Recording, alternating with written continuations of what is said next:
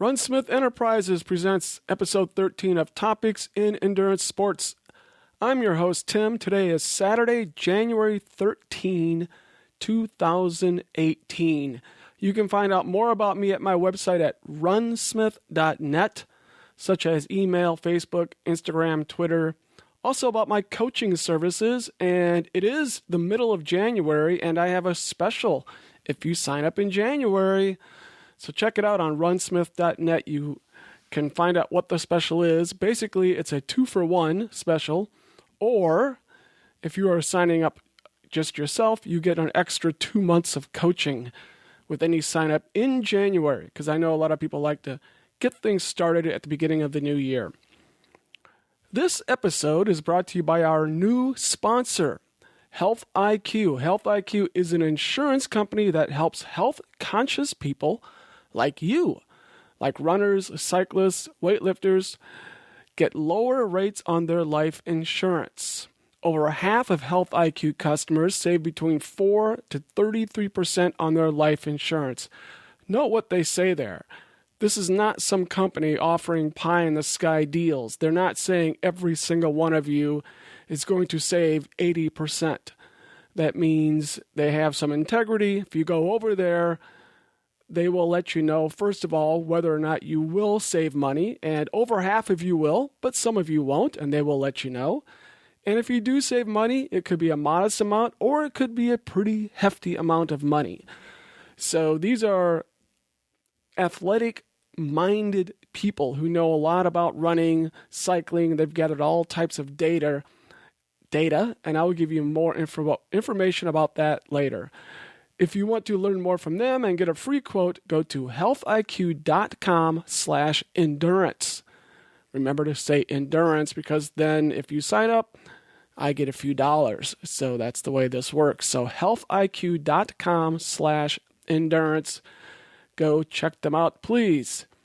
We have one topic for today, the Tunnel Hill 100-mile race, which is in Illinois in early November. And for this one, I have a rather extensive interview with a couple of runners, Jess and Andrew. So I will try to make my portion of this race rather quick. I did run this race. A couple of things from last time, though. I forgot to mention in my last episode, which was about Run Woodstock, a series of races in Michigan in early September. That was in the last episode. I said that about 150 people ran the 100-mile and 100K races. We all took off at the same time. Actually, about 150 people were in the 100-mile alone and another 50 in the 100K. So just a little numerical mistake there. Also, I forgot to mention that there were rumors of a wild pig on the race course. I never saw this, but I either heard about it somewhere during the race or at the end of the race or later. There was this wild pig evidently running around. And my friend Dan, the guy I interviewed in the last episode, did see the pig. And not only that, but he got a picture of it. And if you want to see that picture, you can go to the runsmith.net website and look at Run Woodstock, and you will see a picture of the piggy. Anyway, I asked Dan about it, and he said he saw it within his last mile of finishing, and he had to stop and take the photo to prove it was not a hallucination. That's a bit of a joke because the 100-mile race is called the Hallucination 100. The last runner I passed was just staring at it and said, "Good, you see it too," when I hiked past. So evidently both of them were a little bit worried that they were hallucinating this pig on the course, but it was there, but I did not see it. Also, kudos, a shout out to my coaching client, Jana, who completed the Walt Disney World Marathon last weekend. And this was mostly impressive because she had a whole bunch of little niggles she was having to overcome, little knees and hips and feet and all these types of things which pop up. So I'm very proud of her for finishing that race. She lives down in Florida, so those of us who are freezing up in the Midwest right now or in other places probably are a little bit jealous she's down in the warmer areas of Florida. And I also know a lot of people would love to do the Walt Disney World Marathon. I would like to do it someday. Okay, let's get on to today's topic, which is the Tunnel Hill 100-mile race. This race, so again, I will kind of do my part relatively quickly as a way to introduce the race. And then we'll get into my interview with Jess and Andrew, a little more extensive interview. But if I talk about some of the race first, then you'll have some idea of what we're talking about when I talk to her. So this race is in Vienna City Park in Vienna, Illinois. It looks like the word Vienna, like Vienna, Austria, but I discovered that people pronounce it Vienna. So I will try to say that. Vienna, Illinois. It was November 11th, 2017, almost exactly 2 months ago. I'm only 2 months behind now. I'm getting better, people. That is Veterans Day, by the way, the day this race was on.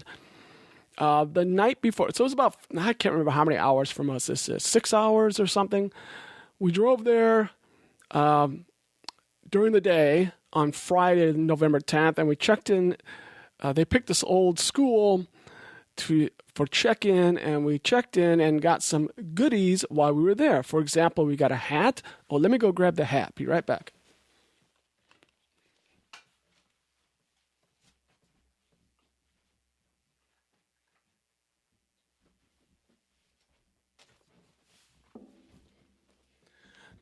Okay, I have the hat on, and for those of you who wonder why I just did that, I do record this podcast as a YouTube video, and so you can watch this as a YouTube video or let someone else know who doesn't do podcasts that it will eventually be put up as a YouTube video. It usually takes me a few days, but I got a nice blue hat that says Tunnel Hill 100/50 mile runs on it. I like the hat. I love getting hats. Let's see, what else did we get there? Got a couple of bags that our stuff came in, like a black bag. I'll put that up to the screen. I'll put pictures of all this on the website too, so you can you will see all of this stuff. I got another black bag. This one, what does this say? Tunnel Hill 150-mile runs. Another blue bag with a different type of closure system at the top. Got a nice shirt. It's a black shirt. I love black, my favorite color. So the last 2 races I've done, I gave out all black stuff, which is my favorite. So this is a cotton long sleeve shirt, but it's got a hoodie on it. So it's nice. It says Tunnel. It's very simple, but I like it. Tunnel Hill 150-mile run, Vienna, Illinois. It's got a little flag on it, I guess for Veterans Day. What else did we get? Sorry, I'm bumping things around. Also got it. This is kind of odd. We got a bib belt. This is a belt that you wear around your waist, and it can hold your bib. If you don't know what this is, it may sound a little funny, but I'm very familiar with this because this is what I use in triathlons. So in triathlons, you don't want to pin anything to yourself because you're going to swim. And you usually don't even want it on the bike if possible because it flaps all over the place, your bib. But you do want to throw it on for the run, and you don't want to pin it on. So you use this little belt. Your bib is already on it, and you just snap the belt around your waist. So I've got a number of these, but I can always use another because they eventually do fall apart. So really kind of happy that they gave out those, even though I think many runners would not really use it. And, of course, I got a bib. These nicer races, the bibs look more cool. Tunnel Hill 150 bib with a kind of a picture of the tunnel on it, and my number, 359. So those were the goodies. I may have forgotten something, but I think those were all the goodies. Happy with the goodies that we got. There was also a pasta dinner. I went down with my wife. We didn't go to that. I don't know. We're just kind of strange. We just went out and ate somewhere else. And also, the famous Tracy Falbo gave a talk at the pasta dinner.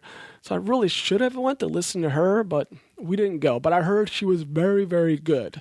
So, and I think every year he tries to, when I'm saying he, race director Steve Durbin, pretty famous race director at this point, because of some of his other races he does besides this one. Anyway, I think he always tries to get a good speaker. a few highlights about this race. This race is now 3 years old. It has a 50 and a 100. In 2016, last year, Corey Woltering ran a 5-hour, 30-minute 50 miler, 5:30:15, 50 miles. I think it was like the fastest 50 mile of 2016. If you don't know that guy, check him out. He is a really cool guy. Coree, Corey Woltering. In 2015, the year before, Mike Bialik, I don't know if I say that right, of Minnesota, ran the fastest 100 mile of 2015, 12:52:53.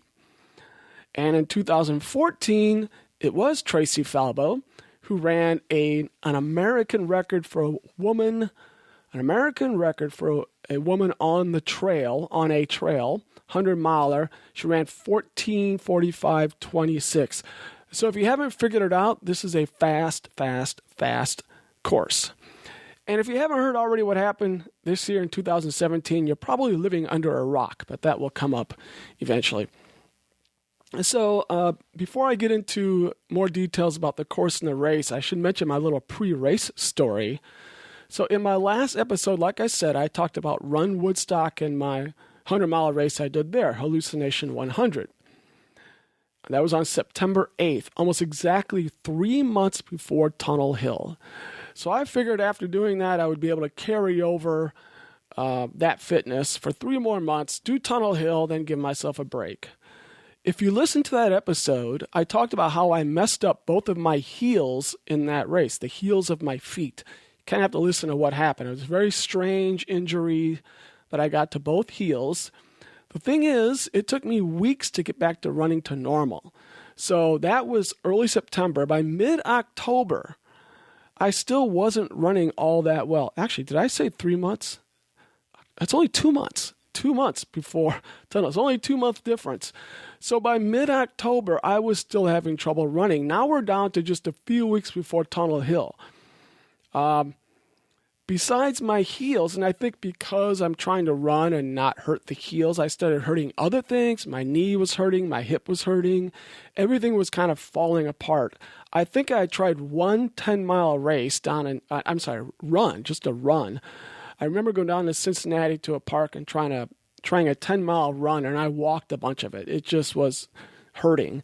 And I looked back at my logbook on October 21st, and in big letters it says, left hip bad, need a run break. So I wrote in gigantic letters. So I guess that day, that was the thing that was hurting me the most. Also on that day, I emailed the race director, Steve Durbin, and I dropped out of Tunnel Hill. I said, I'm done. I'm not going to be able to get back, and I just need a big break. So I dropped out. I then went 14 days without running, 14 full days without running. And after 14 days, on day 15, I did a little 6-mile easy run. I just went out to run. It ended up being 6 miles, and everything felt great. This was Sunday, November 5th. Everything felt great. So it's just 6 days before Tunnel Hill. So I emailed Steve Durbin back, and I said, please let me back in. And he was like, yeah, it's cool. You're back in. It's not a big logistical issue for him to do it, but still very, very nice of him to do it. So now we have 6 days until the race. I've done one 6-mile run in 2 weeks. During that week, I only did one more run on Tuesday of 4 miles. So that means in the 21 days before Tunnel Hill, I ran a total of 10 miles, both of them the week of the race.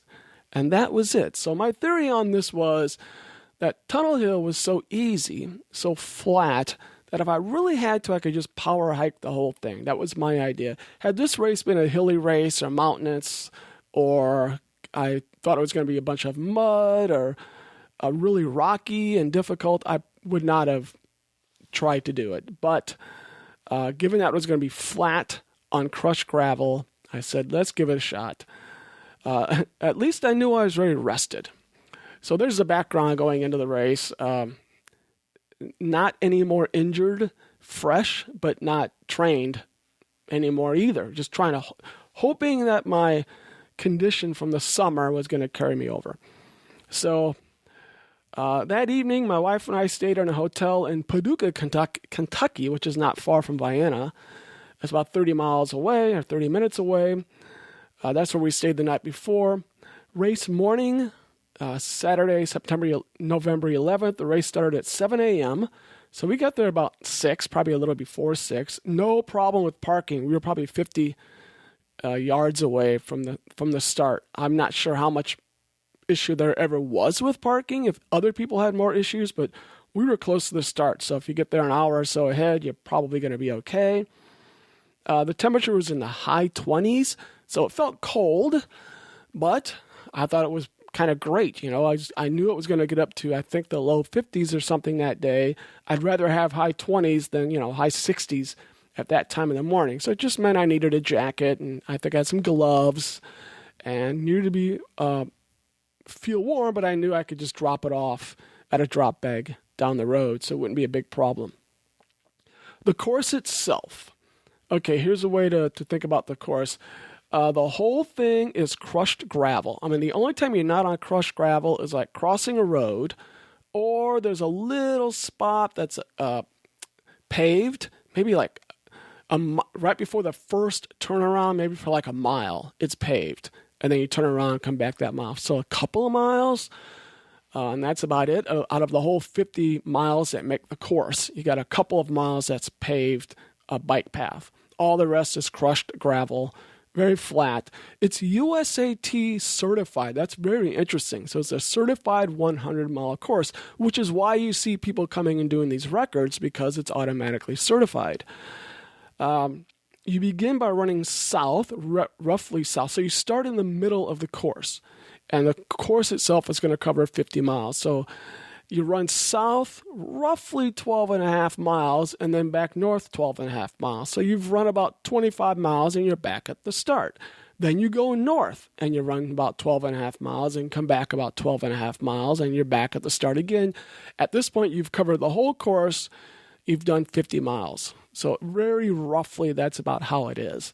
Actually, it's about, when you go south, it's more like a little over 13 miles and then back. And then when you go north, it's more like 11.75 miles. So it's not quite 12 and a half, but you can think of it that way. Pretty close. Another way to look at this course is, again, you start in the middle and you run south about 5 miles to an aid station. So you have aid stations about every 5 miles. Run 5 miles south to an aid station, then another 5 to another aid station, and that's where you can have a drop bag. Right there. You'll run about another 3 miles, turn around, come back to that aid station with the drop bag, run another 5 miles, back to that first aid station, run another 5 miles, you're back at the start finish. Then you're going to go north, and it's pretty similar. You run about 5 miles to an aid station, another 5 miles, during which you go through the tunnel that makes Tunnel Hill. Right after you go through the tunnel, there's another aid station, which I believe people call the depot. You'll hear someone calling it the depot later. I didn't know it was a depot. I didn't pay attention. And you can have a drop bag there. So it kind of correlates with that drop bag on the southern half. Now you have this same drop bag area on the northern half. Again, after you go through that, you run about a couple of miles to the turnaround, come back to that aid station right at the tunnel with the drop bag, go through the tunnel, run another 5 miles to that first aid station on the north side, run another 5 miles to the start finish. So I hope all that makes sense. Logistically, this is really, really easy for a crew to get to and all that business, because you just drive up and down, one road basically, and you can find these aid stations. So really kind of nice. The turnarounds themselves weren't really aid stations. I can't even remember if they had anything. They might have had a baby table with some liquids on it, but they weren't really aid stations at the turnaround. There was a timing mat there, and there'd be a person there. So you couldn't cheat by not running all the way to that turnaround. There was a timing mat. But anyway, that's the course. Very simple logistically. Also, of course, you can have a drop bag at the start finish, and your car is there as well if you want to go there, if your car is nearby. Since it was Veterans Day, there was the Boy Scouts presented the colors. The VFW did a 21-gun salute. I can't remember if someone played taps or not, maybe, but they did do a Veterans Day celebration of sorts. The Vienna High School members sang the national anthem. I didn't really realize they were singing. I was kind of far away at the moment. Of course, I took my hat off and listened. Didn't know who was singing it. But anyway, that was it. And then we took off at 7 a.m. So everything was pretty easy at the beginning. No issues at the beginning of the race. And I'm going to tell you that my race was not super interesting in many ways. So it's good that I have an extensive interview with a couple of people, because mine just kind of went okay. I just did the race. But to go ahead and review a little bit, when you start the race, they do a little loop around the parking lot to begin, and that's just to spread everybody out. Because the trail itself is usually about 10 feet wide. Not really a problem, but there's a lot of people who do this race, and I'm sorry, but I don't have the numbers. But there's like hundreds, maybe 1,000, some huge number do this race. A lot of people. So even with the 10-foot wide trail, you kind of want to get everyone spread out. So we did do a little loop around the parking lot, maybe about 0.4 miles, roughly.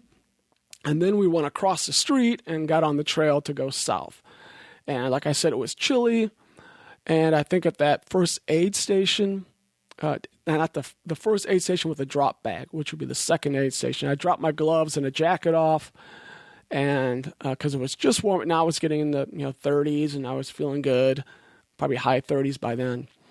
So I did okay. I just jogged all the way to the turnaround at about mile 13.5-ish. Came back to that aid station. At that point, you're about 16 miles, the aid station with the drop bag. And at mile 16, that's about as far as I could go without walking. So that's how out of shape I was. I could run 16 miles, and that was it. I wasn't really super bummed, because my feeling again was I was just going to walk this whole thing anyway. But having said that, that's not good. I mean, I probably should go back to this race in true shape sometime. And I don't think I'd ever run 100 miles. I don't think I'm ever capable of that. But I should be able to go more than 16. I should be able to run the first 40 miles or something like that before I'm resorting to walk or run type things. Or just walk the whole thing, but a more aggressive run walk, maybe.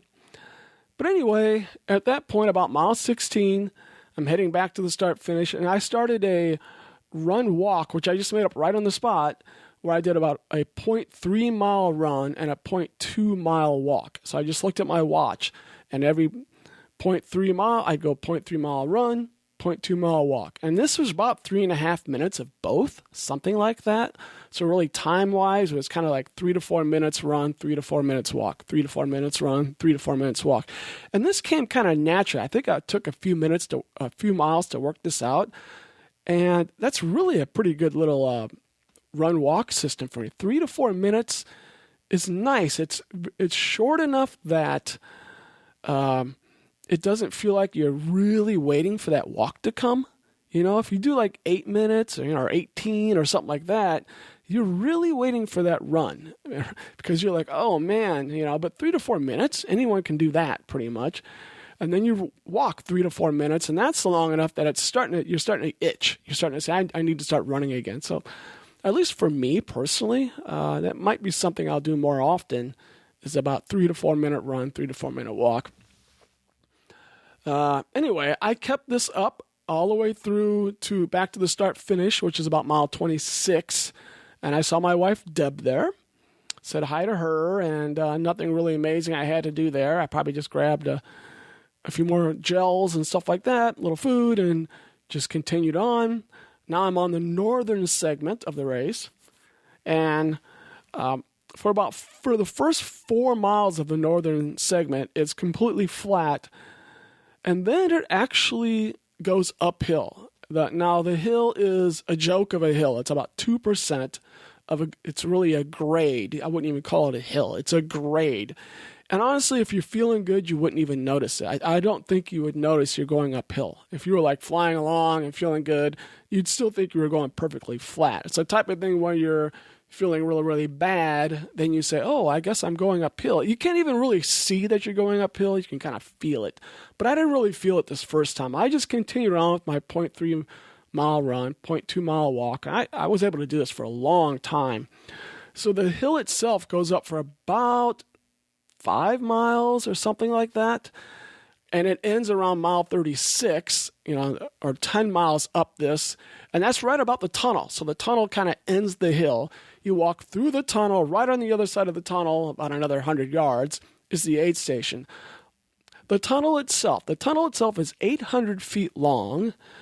And it's just a big concrete tunnel. Of course, this used to be a train track, which is where this whole trail came from. It's a train track. And the thing is, it's pitch black in the middle of this tunnel. So you really need a headlamp, but no one's got a headlamp during the day. And your eyes don't quite adjust quick enough. So it's a little bit funny because you can't see your feet. You can't really see the outlines of the walls. You can see the far end of the tunnel, the light at the end of the tunnel you can see. But you're running a little goofy for a bit. You're worried about running into the wall. You can't see your feet, and the ground's not 100% smooth. It's like concrete, but a little bit chewed up. So you keep worrying you're going to step into a hole or something that you can't see. So your running becomes a little funny right there. I just kind of imagine running at night with no light. You feel a little bit concerned that something's going to happen, but it's smooth enough and not a problem. It's only for a couple of minutes that you're kind of in that state where you're really blind, and then you get towards the other end and you start able to see again. But it's kind of neat to go through the tunnel. At that aid station, which again is called the Depot Aid Station, I guess. Again, it's about mile 10 on the northern section. That's where you have a drop bag. And I saw my wife there again, Deb, and said hi to Deb and continued on. After that, you go do you go downhill? After that aid station, it goes downhill a little bit. So at that tunnel itself, it's kind of the high point. You go through that, go about 100 yards to the aid station, then you actually go downhill to the turnaround. Again, doesn't feel like much until you're tired, and then it feels quite a bit when you turn around and come back up it. So you come back up it to the aid station again. Again, I saw my wife there. Said hi to her. That's where you can have a drop bag. And said goodbye to her. Ran 100 yards. You're back at the tunnel. You go through the tunnel. Then you got 10 miles back to the start-finish again. And I'm still doing my 0.3 mile run, 0.2 mile walk. I'm still doing that this whole way. Go the other 10 miles, and I get back to the start-finish. And now I have done about 50 miles at this point. My watch said, I think, around 11 hours and 48 minutes, roughly. And it's very dark at this point because it's November. So it got dark around, hour 8 or something. So quite a while I was already in the dark. I think I had my light at the, let me see, I have a little note to myself where I had a light. No, I picked up my light actually at the start finish the first time I went through. I picked up a light, which was way earlier than I needed it, but I'm that way with my lights. I like to be prepared. I could have easily left it at the drop bag, at the Tunnel Hill drop bag if I wanted to, but I already picked it up at the start finish at mile 26. So I had it in the middle of the afternoon. I had my light. But definitely by the time I got back to the tunnel aid station, I probably was about then I started to need to turn it on. So I probably had it on for a few hours before I got back to the start finish. And now I've done 50 miles. And I wasn't sure Deb was going to still be there, but she was, which is very nice. And at that point I said, okay, time for you to go home because I'm going to go to the hotel because I was going to continue on. But she decided to wait because Camille Herron was not that far from finishing. And what I mean by finishing is finishing the whole race. She was just behind me. So she almost did the whole race, the whole 100 miles in the time I did 50 miles. So a little bit more about that later. But Deb did wait. She only had to wait about another 45 minutes. I took about 10 minutes or so at the start finish to get everything I needed. I knew it was going to be getting colder, so I probably grabbed a little more gear to wear. And so it's going to be another. Deb wasn't sure how much farther it was going to be till Camille Herron showed up, but it ended up only being about another 45 minutes before she arrived. to finish the 100-mile race in a world record, if you haven't heard that. So it was pretty amazing. One little aside here. For those of you who use Garmin Connect, if you have a Garmin watch, you can online, there are little programs called Garmin Connect, and that's where you upload your data, and you can see a map and everything of what you've done. I don't understand why there is no plot that shows distance and time at the same time. So in other words, I didn't set my split. I didn't hit the split when I got back to the start finish and did my first 50 miles. And so there's no way to look at Garmin Connect and see that, oh, when I got back to the start finish, this was my time. You can estimate it. You can look and kind of eyeball it, but I don't understand why on one plot they don't have distance and time on the same plot. It'd be very, very easy to do because they have all these other parameters. Like you can look at distance versus cadence. You can know your cadence at any time along the race, or you can know your heart rate at any point. Oh, at mile 50.4, I had a heart rate of such and such. But you don't know at mile 50.4 how much time you had been running. That is the craziest thing to me I've ever seen. I don't know why Garmin Connect does that, why they can't fix that, because to me, that's the number one thing I would probably use it for, or often the number one thing I would use it for in a race like this would be, oh, I got to this aid station. How long did it take me to get to that aid station? How long did it take me to do the first half? Well, you can eyeball it, but you don't know for sure. I think that's really strange feature, a bug of Garmin Connect. I can't believe no one else there thinks that would be a useful thing to have. But anyway, they didn't. So like I said, I finished that first 50 miles about 11:48, although my watch said 50.7. My watch would end up reading 101.5, and the official distance is really 100.1. So my watch would end up reading about 1.4 miles too long. I don't know why, but it did. Yeah, I do, of course, at aid stations walk around a little bit, but not 1.4 miles worth. So kind of strange. That's why my watch is. It's not that perfect. So anyway, Deb went back to the hotel so she could sleep because that's the way we do things. I talked about that in the last episode, and I would see her in the morning. So I took off to repeat everything I had just done. And there's really not a whole lot to say about it. I continue on in the dark to the south, to the turnaround. I'm at mile like 63 at this point. And at this point, I really thought I was going to walk the final 37 miles. I had pretty much nothing left in my legs, just a lot of foot pain. That's one thing I get is a lot of foot pain.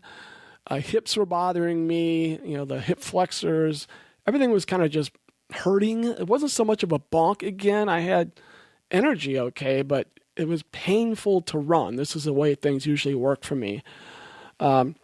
So I just started walking at that point. So from about mile 62, I started walking. This was kind of interesting because at this point, I almost see no one. I mean, I do at the aid stations, but if I'm not at an aid station, I see almost no one. And in my interview, Andrew makes a good point about this because at that point, first of all the 50-mile people are gone. They're done with their race. And at that point, where I'm at, pretty much everyone is going my same direction.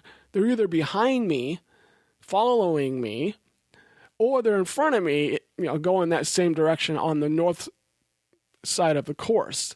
There's not a whole lot of people going to be coming back at me because if they are, they're pushing cutoffs. They're going to be having a real problem finishing the race.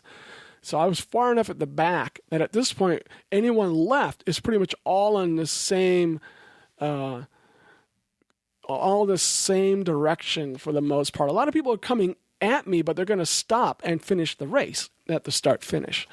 So it was really isolated at this point. I remember I walked for probably a good 10 miles. I remember one time I came across a couple and I walked with them for, maybe a half a mile or something. I remember telling them that, when I get back to the start finish around mile 75-ish or so, I don't want to stop because I'm afraid if I stop there, I'm just going to really stop. I don't want to sit down or anything. So I was talking to them about how I'm just going to get what I need and keep going. So that's what I did. I got there about mile 75. It's the middle of the night at this point, whatever it is, 2 a.m. or 3 a.m. or something. And this was kind of interesting. I get there and the aid station is dead. I thought that was really bizarre. Nothing at the aid station. There was like a couple of cups sitting there with water in them. Absolutely nothing. I was like, really? I'm not that far in the back.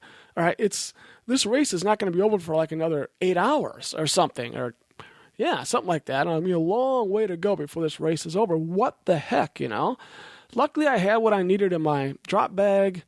So I remember I was sitting on like someone else's big drop box. Kind of rude of me, but I was tired. So I'm sitting on their drop box, fiddling with my drop bag. And of course, when I stop, I start getting really, really cold. It wasn't that cold. It's probably in the 30s, but you stop and then you just start shivering. That's what I do. So I remember I just got whatever food I wanted. I remember I grabbed a rain jacket. I have this very, very, very light rain jacket. I grabbed that and threw it in my pack that I had. Well, later I'm reading a blog about the race, and someone writes that by this point, quote, all of the food had been moved into a warming tent. Now, even now, I have no idea where this warming tent was. I cannot even picture where it would have been. I never heard of a warming tent. No one told me there was a warming tent. Not that I'm saying it was anyone's fault but my own. I'm just saying no one said, hey, there's a warming tent over there. I can't picture even where it could be. I know there was the parking lot, the start finish. I guess it was somewhere on the other side there, but I don't recall seeing a tent. I still don't know anything about a warming tent. When I was done with the race, there was nothing, which is going to be one reason I just left the race, because I didn't see any place to go inside. And I guess there was this warming tent. I never saw it.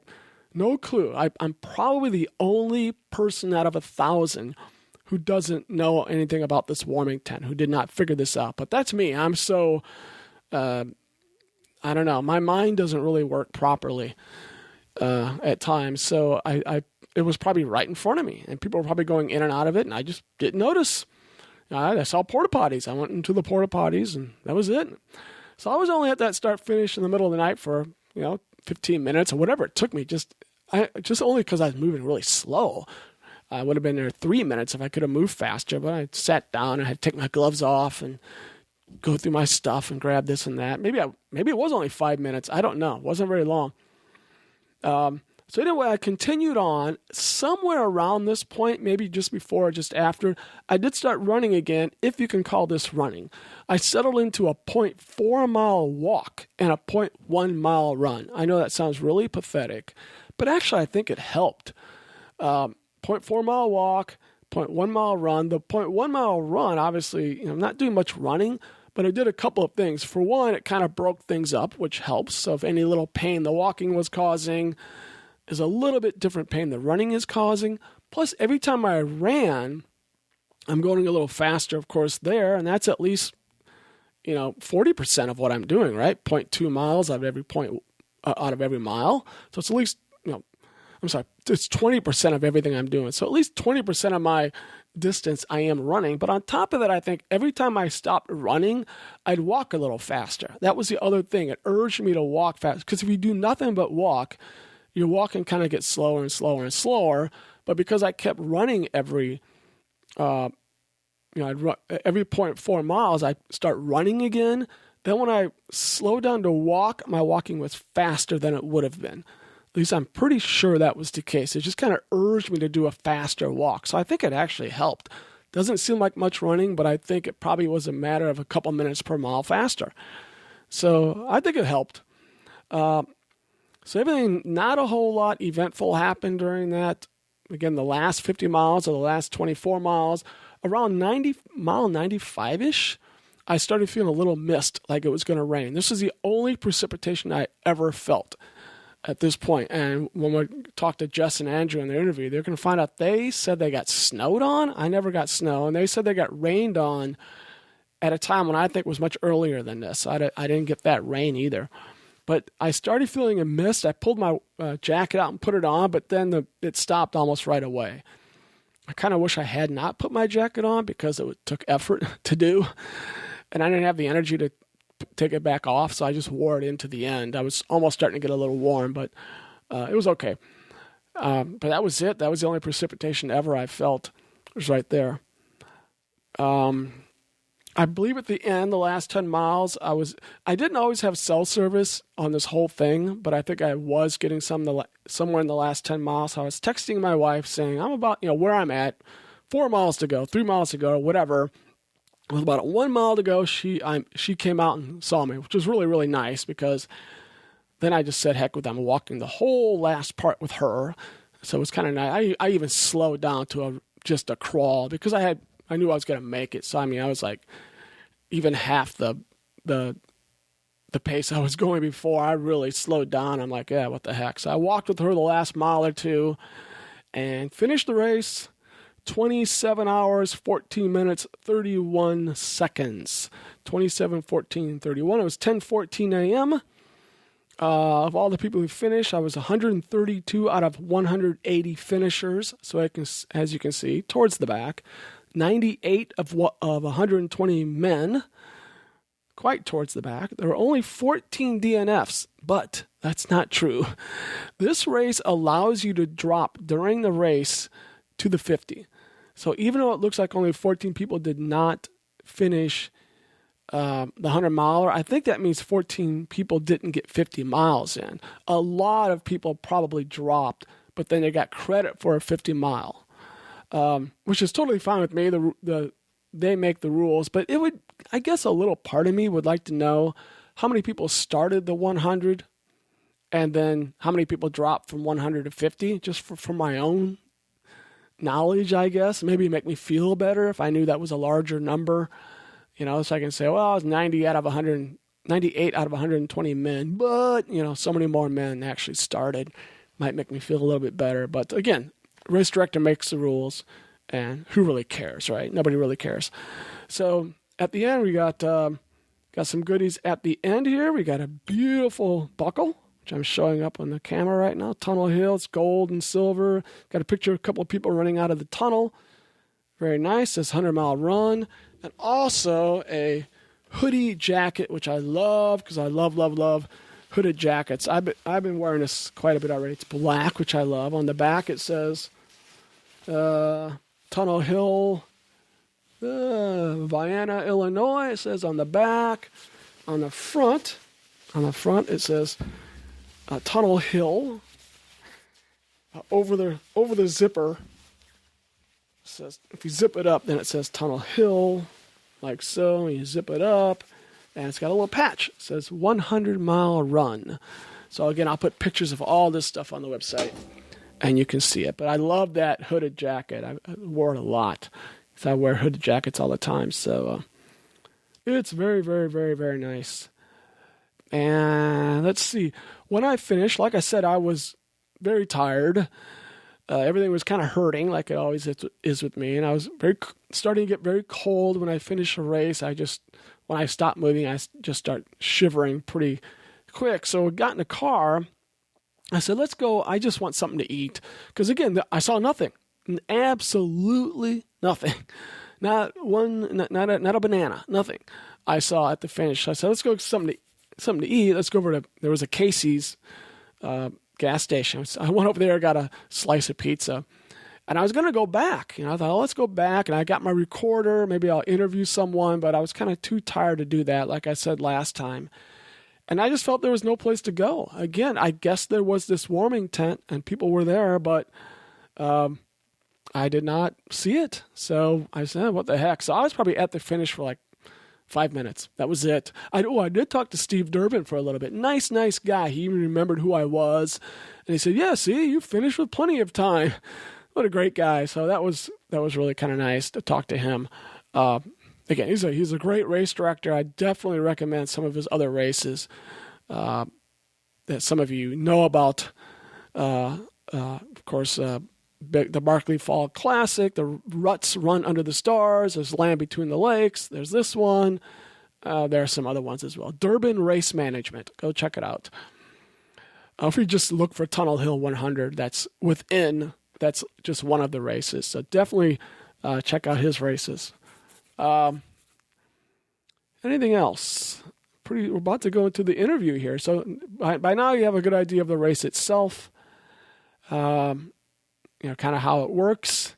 Again, Jess and Andrew, their story's a little more interesting than mine, but we'll get to their interview here. Before I interview, a reminder again that this episode is sponsored by Health IQ, who may be able to offer you exclusive rates on life insurance by correctly answering questions on their Health IQ quiz.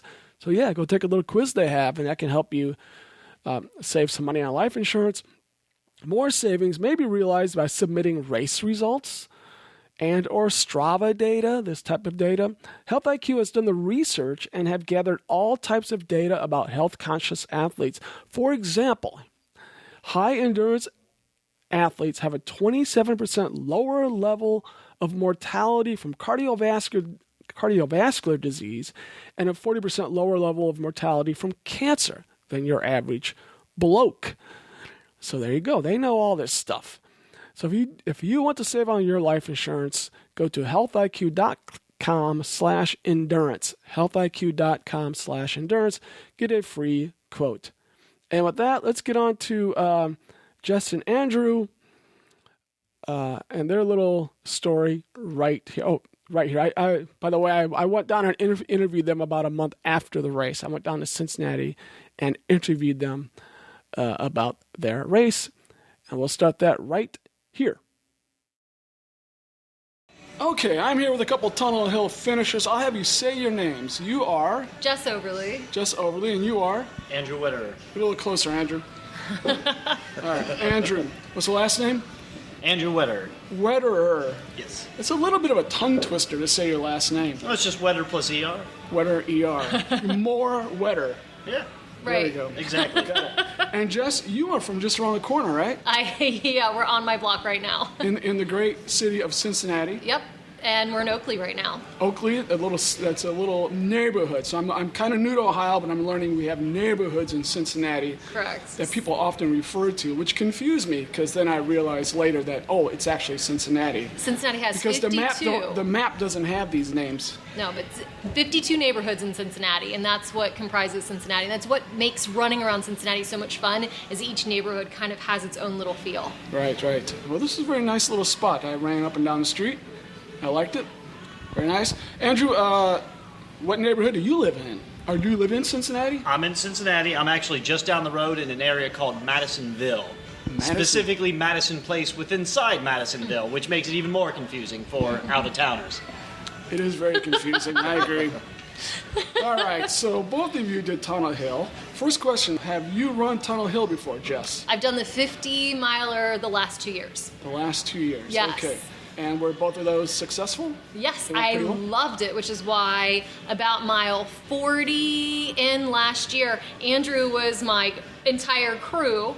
I said, hey, let's do the 100 next year. And he said, okay. And Andrew, have you done Tunnel Hill before? I have. So what Jess didn't mention was Tunnel Hill was her first 50-miler 2 years ago. 2 years ago. So I ran that with her at that point. Last year I actually came back and crewed her. And then, like she said, about mile 40, she said, I want to do the 100. I said, okay, I'll run a 100-miler with you. Why not? Sounds like fun. At mile 40, you decided. So that's not the time I would be thinking, because even 50 miles gets painful. So at that point, I'd be thinking, 50's enough. So that's good. All right, so let's get right to the race itself. So let's do it this way. Let's do kind of the first 50 miles. So we'll go back and forth. So the race, the course is you go down about 13 miles, you come back, and then you go the other way about 12 miles and come back. All right, so Jess, for you, the first 50 miles, can you kind of give a description how everything went? First 50 miles were great. Andrew and I we were together the whole first 50 miles, so our story is going to sound pretty similar. We had a plan ahead of time. We had done a lot of our long training runs together, and we spent a lot of time talking about what our first 50 miles were going to look like, and we really stuck to that plan. With nutrition, with our the time that we spent at the aid stations, we had a plan, we had a time plan. We hit our 50-mile mark right within 15 minutes of what our goal was. So we really were very solid that first half. It was really cold in the beginning, which Andrew loves and I hate. 26 degrees is cold for me, so I kind of struggled to get warmed up, where that is actually more optimal for Andrew. But he and I, we ran our first marathon together 6 years ago. We've ran quite a few marathons together since then. He ran my first 50 miler with me, so we've spent a lot of time running together. And so we kind of just know, just instinctively, where the other person is at all the times. So that's like that thread I just saw on Facebook. He's your ultra or your running spouse. Maybe. Your running husband. I think that's true. Wife. I'm sorry, Sarah. It's only running. That's all. It's nothing more than that. Okay, so everything, the body felt well. Legs felt good the whole way. The whole time. I mean, we talked through everything. We're really good at talking through. We know each other's trouble points, so we would talk through. Hey, how's your hip? How's your ankle? And I mean, we were really solid the first 50 miles. Were you running the whole way, or did you have a run walk? Did you kind of walk through aid stations, or how much walking do you think you did? We didn't do a lot of walking. I mean, we slowed it down at certain times, but I would say we pretty consistently ran the whole first 50 miles. Yep. And do you know what your time was at mile 50? 11 something. Yeah, so I don't remember. 11 something. It was like 11:45-ish. Okay, so just under 12 hours. Yeah. Yep. And so that means it's starting to get dark again, right? Oh, no, it was dark. No, it was dark because we're in November now.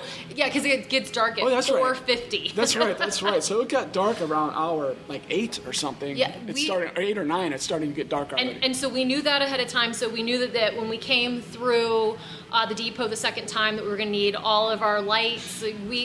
Because we'd ran the 50 before, we knew really every aid station exactly what we needed. So I had a bin that was labeled the darkness, and it had all the stuff that we were going to need once it got dark. We had all of our headlamps, which we had some technical difficulties with, a lot of extra layers, because once it gets dark, it gets cold out there. And so we were prepared for that. And before we went through the tunnel the second time, we had all of the stuff that we needed for the darkness. So at the start-finish, you had your headlamp. So at mile 26-ish, you're already grabbing your headlamp. Nope. Or did you? The depot, so 42. Okay, right before you go through the tunnel the second time. Okay. Yeah. All right. Very good. So you're all planned. Okay, Andrew, have anything to add to the first 50 miles for you? No, I would agree. We did run pretty much that whole first 50 miles, give or take. I think probably combined we may have walked 2 miles, if that. We were feeling pretty good. I know I had some knee aches here and there, but nothing that you would not expect for a 50 to 100 mile race. So Right. overall, first 50 miles, we're feeling pretty good at that point. All right, so then after mile 50, you're heading back to do it again. Are you, Jess, kind of psychologically psyched about it? Or is it kind of like, oh my goodness, I'm going to do this again? Oh, I was excited because every mile was the first I'd ran in a race before. So we had a crew that was a lot of fun. It was friends and family that were there, and they were Instagram storying all of it, which was very fun. So we would come in, they're like, hey, Jess Overly, this is the first time you've ever ran 55 miles in a race. How do you feel? It was very fun. And my boyfriend, he had to work all day, but he drove all the way from Cincinnati out there, and he was there at mile 55. So that was exciting for me, and a lot of energy. But it had been cold for a while, and it was dark, and I started getting very, very cold, but the energy level was still very high at 55 and at 60. And the turnaround is like 63-ish or 62 is when you're going to turn around again, right? Yeah.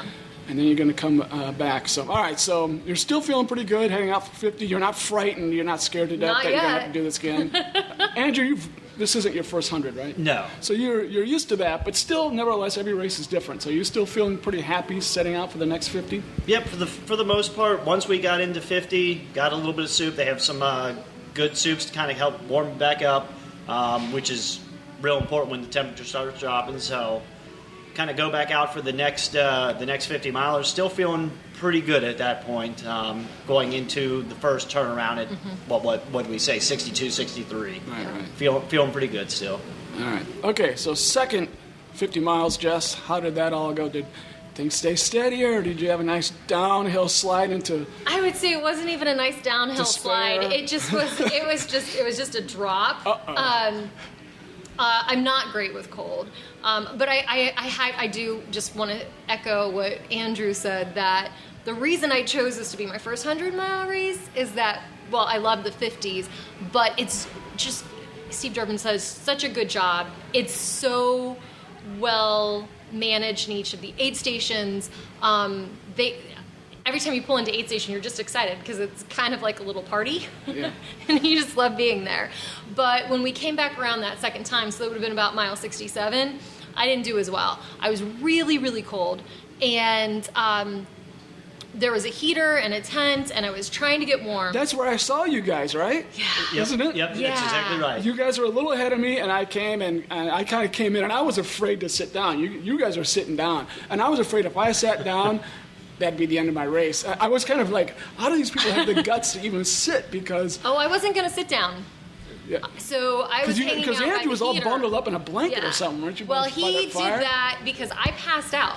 Oh, my. So I actually passed out at 67. No, wait. When you say passed out, I mean, explain I this. was- Are you standing and then you wake up on the ground, or so what? I was standing, and the next thing you know, I'm sitting in a chair. They caught her before she made it to the ground, but yes. But I don't remember that part.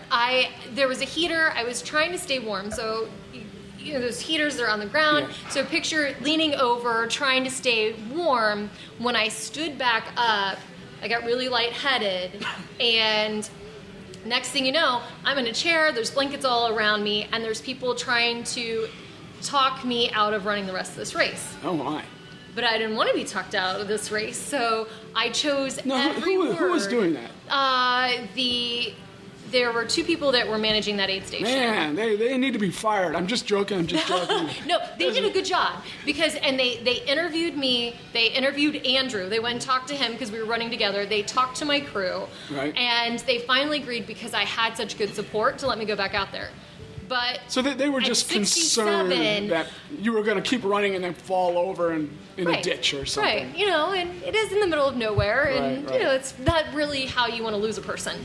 So, and I appreciate that, but I'd already ran 67 miles, and I really wanted to finish. Right. But I felt awful, but I knew that I could get back together. What was feeling awful?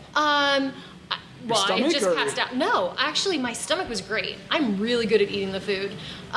You were cold. I was cold, but it was just being lightheaded and passing out. After you pass out, I don't know if you do that very often. I hope you don't.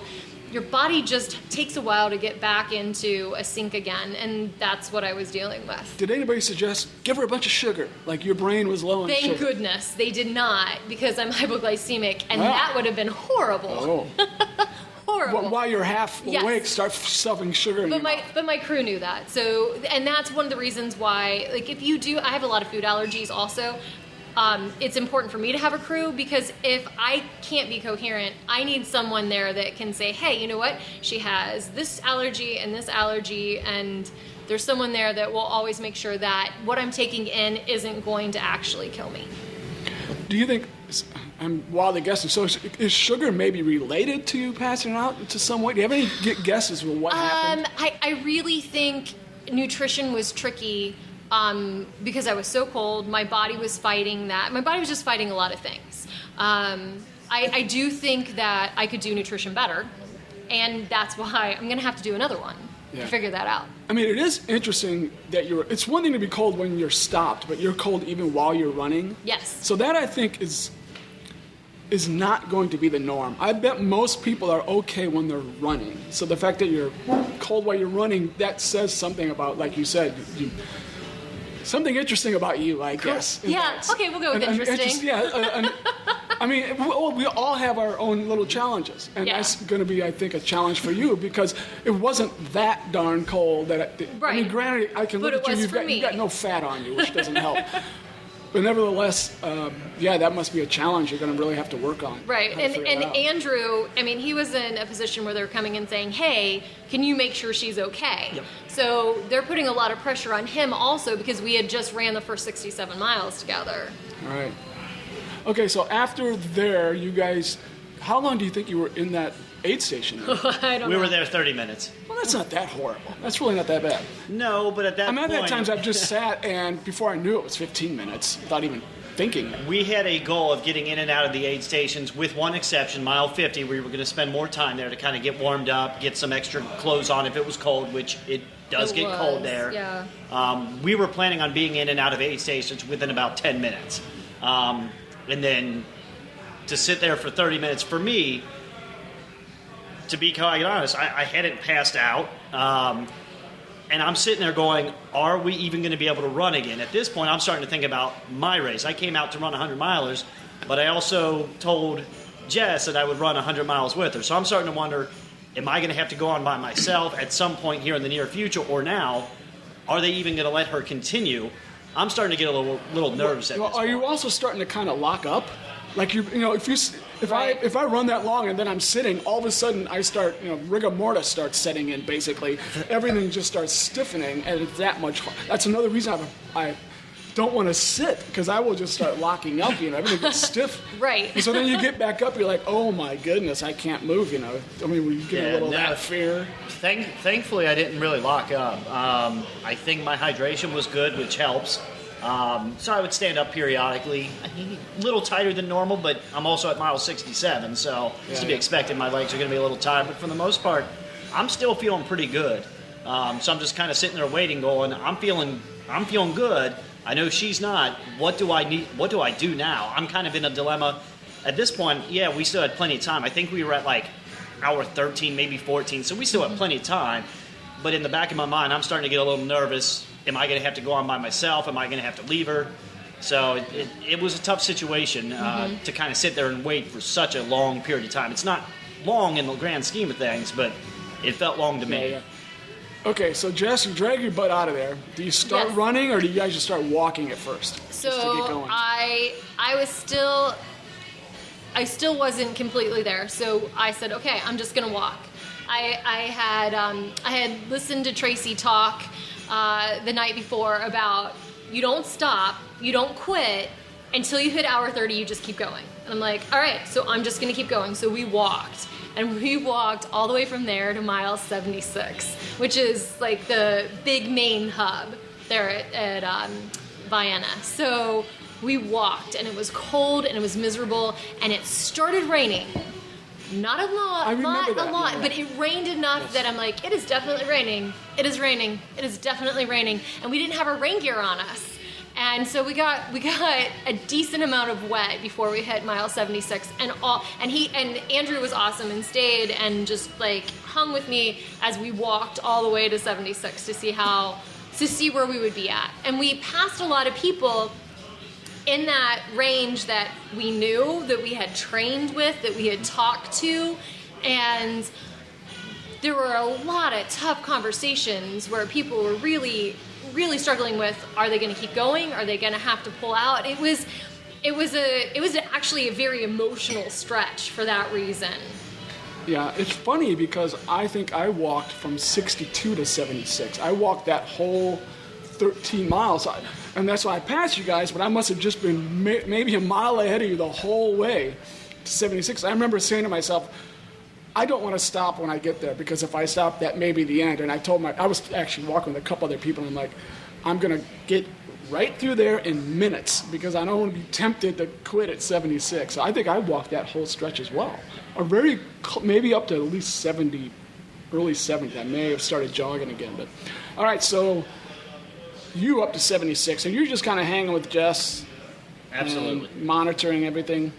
But you're still feeling generally okay? I'm still feeling pretty good. And to say that I'm monitoring things is not really true. I had kind of started walking ahead, trying to basically push the pace along a little bit. Kind of, let's at least... You're trying to be a mental string from you to her, and you're trying to pull her along. Right. Yes. But at this point, it has gotten dark. Tunnel Hill does allow pacers once it reaches dark. So at this point, she had a pacer with her. I think it may have been her boyfriend. I don't remember for sure. It was. So I believe he was hanging back. I was probably a good maybe quarter mile ahead of them, just kind of periodically turning back going, you guys good? And then I would still walk. My memory is that section, it was like there was nobody around. No. I felt like I went like 10 miles and saw two people. All these people are running back and forth on the same exact trail. I'm like, where is everybody? Yep. Not There were there. times in the races you'd do a turn and you'd pass like 50 people. Now, granted, a lot of people stopped after 50 miles, so that's probably a big part of it. But still, it was like a desert. Yep. I I agree. remember from that aid station to Yeah. the 76, it was like, there's nobody around. Oh, yeah. And I was like, am I the only one left in this race or something? You figure you've got, from the turnaround all the way back to the other side, though, you've got 20 miles between there, and everybody's going that same direction. Yeah, yeah. So, Okay, so you come in at 76, back to the start-finish. You've got about 24 to go. Yeah. What happened when you got to the start-finish? Did you try to get in and out fast, or did you collapse for a little while? I took way too much time.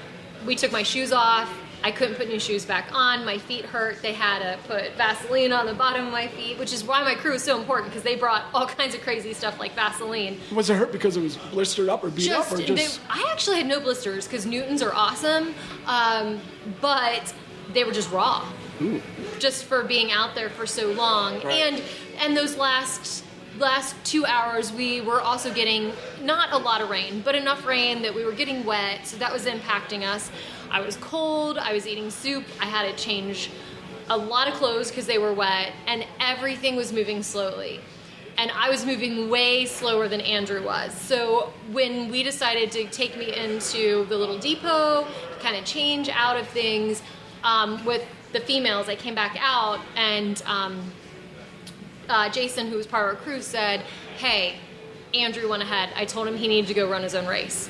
I was actually really relieved because I was feeling very stressed out that I was holding him back, because we've been friends for a long time, and we've stuck with each other through a lot of crazy things and held out, and like we've one of us has been puking on the side of a course before, and we stayed with each other. Like, that's one of the things that we do. But I was feeling stressed out because at this point in time, I'm at mile 76. I don't know that I'm going to make it, and I want him to make it. And I was grateful that we had a crew that said, hey, Andrew, you go ahead. And the nice thing is you're not out in the middle of the mountains, in the middle of nowhere. Right. That's the nice thing. So you're going to see Andrew again and a number of other people. Right. So that makes it a little easier for Yeah. Andrew to go on, because you've got this nice straight shot. You left because I was there for about 45 minutes. How long were you there? so I left probably about 5 to 10 minutes prior to you leaving, from Okay. what I found out later, because I waited, like Jess said, I waited probably for about 45 minutes. I started talking to her boyfriend Jason, and I was kind of like looking at my watch going, at this point, we're only moving like 3 miles an hour. That's about as much time as we really have. She's not going to have any time to stop at aid stations. We're going to have to pretty much just keep walking, or we're not going to finish. And I didn't come 5.5 hours from Cincinnati not to finish this race. So after about 45 minutes, I'm like, unfortunately, enough is enough. I got to go. Yeah. So I took off at that point, which, meant I was leaving them behind, but it was also something that I had to do to make sure that I finished my race. The other side, though, is my crew rode with her crew, meaning at this point, I'm not even 100% sure I'm going to have crew come mile 70, whatever it was. I guess it would have been 80 or 90 or so. Because if she drops out and needs to go back to the hotel, my crew is pretty much stranded because she's got to go back with them. So I have to think about this too, going, what do I even do? Do I continue on? Will I even have support? But I made the decision, even if I have to carry my own gear at this point, I can.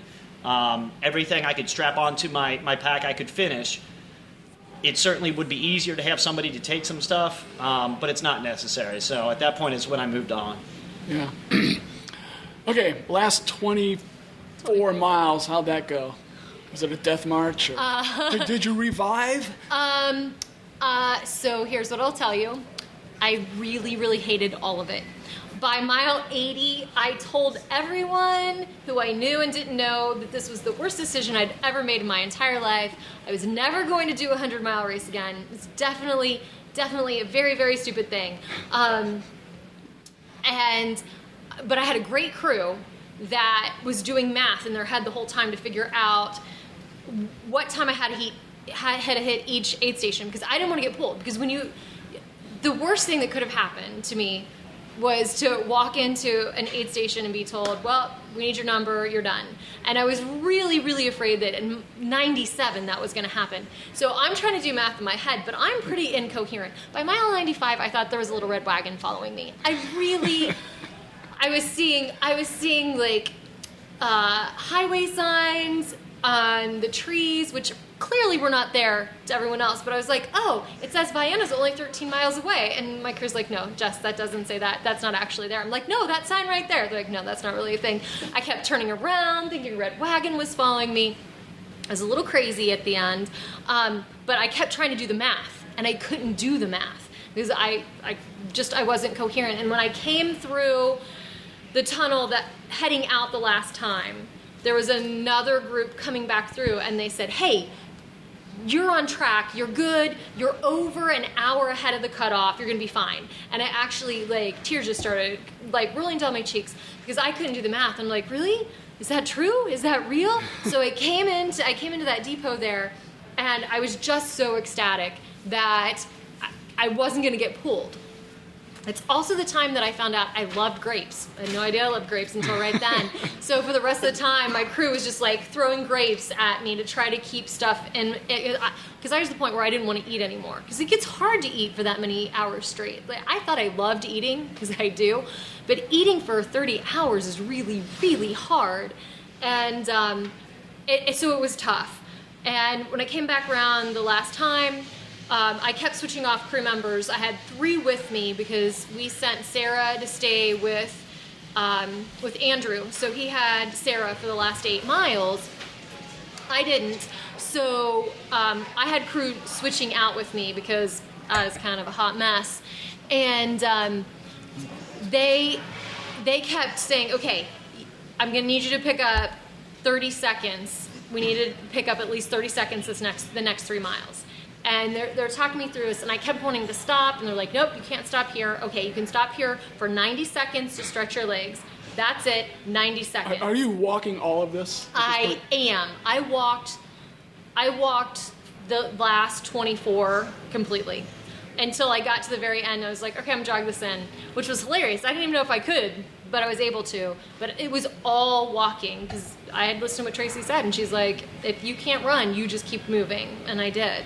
Yeah. But it was tough. So where did you see Andrew on that last 24 miles? We saw each other right around the tunnel. I was going to say, maybe you were around the tunnel coming back and she'd be going in. Yeah, we saw each other right around the tunnel, and I was happy to see how far ahead he was of me, and how he was looking good, and I knew he was going to hit. I still didn't know if I was going to, but I knew he was, and so I was happy about that. I feel like I saw you somewhere. It would have been tunnelish area. Yeah, it would have been probably around the turnaround, I think. Yeah, I was only a little bit ahead of you, I think. So. Yep. All right, so you make it in. Andrew, how'd your last 24 go? Were you holding steady, or did you start falling apart at all? Well, so after I left at 76, I'm kind of looking at my watch going, I don't want to be fighting cutoffs, and I know I'm going to probably end up walking a little bit, but I still had energy. I'm actually still feeling pretty good at this point. So I actually took off running. He's going to tell you something silly. Listen to what he did after mile 76. And I was running at a pretty good clip. For those who don't know Tunnel Hill has a little bit of an elevation right after the start-finish line. So at this point, after mile 76, you climb just a little bit. It's not much elevation, but it feels like a hill. Yeah. It's about 6 miles long. It's absolutely pathetic that we feel it, but you do when you're in that much pain. Yeah. So every little inch you go up, you feel it. I agree with that. So I end up going, okay, I know it's about a mile, maybe 2 before this, quote, hill starts to show up. I took off at about a 10-minute mile at mile 76 of the race. So I'm feeling pretty good. I'm just barreling along as quick as I can go. I want to say 10-minute, maybe 10:30s. Hit the little bit of the hill, start power hiking. I'm still power hiking probably 12-minute miles. I mean, I'm cruising up this hill because I don't want to fight cutoffs. I know at some point I'm going to be tired. I know I'm going to end up walking at some point. Just kind of, at this point, I'm hanging on as long as I can, really. Get up to the aid station, found out my crew did make it there, and I don't see Jess in the car. So now I know there's a good chance that she's out on course. I wasn't able to confirm just because I'm still trying to keep moving.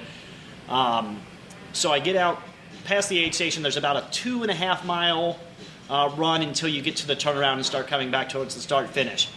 When I made that turnaround, that's when things got a little tough. At that point, I've been up for about 26 hours, I think, at that point.